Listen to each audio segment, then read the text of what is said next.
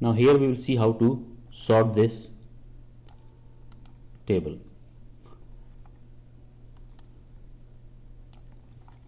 First thing, we can select the complete table, and on the home tab you would see here you have the option of sort and filter. From here you can select this one directly, smallest to largest. If you have a single column data, it's easier to use this one, but if you have multiple columns, we can go for custom sort. Now from here you see this checkbox says my data has headers. It means if this is unchecked and we click this one, we will see that it says column A, B, C and like that, right? But once we select this one, now it gives us the name of the columns that we have here. So it makes it easy for us to do the sorting. So for now we are going to sort on name. Now the moment it's all letters, Excel detects that and will give you option from A to Z or Z to A. So we select A to Z and you can click OK.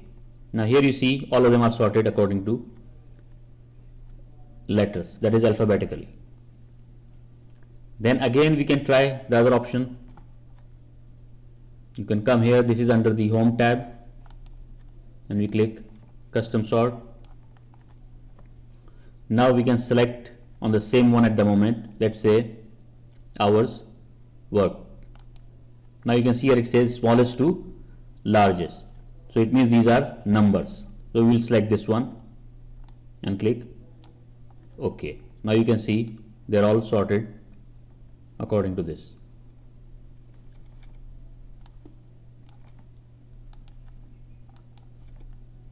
We can try some other options. Let's say we make it on tax percentage, again it's smallest to largest, we have it like this. Now this is just the basic sorting of your table. Let's say we want to do the sorting on multiple columns, that is name and hours worked. Now what happens if you're doing sorting on multiple columns? First it will sort the first column, and then if any value in the first column repeats, then those values would be sorted in the second column. Now let's see, we select this custom sort. Now let's say the first one we select is name from A to Z. It gives you option of adding one more level, so we can click this. And the second one we use is the hours worked, again from smallest to largest. Now let's see how this will look like once we.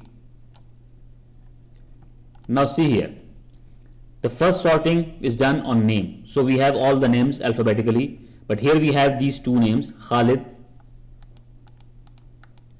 So it means now the second value, that is 54 and 56, in what sequence you want those values. So this is the second sort in our list.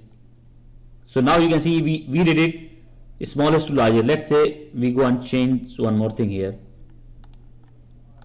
We come to, instead of making this one hours worked as smallest to largest, let's make it to largest to smallest.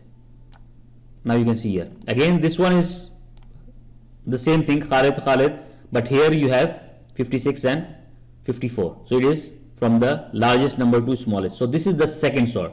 You can have one more sort like that, and that again would happen if suppose let's say these two values are repeated, or if you have, let's say there are 3 or 4 Khalid here and 2 of them had same number, then the third sort will apply.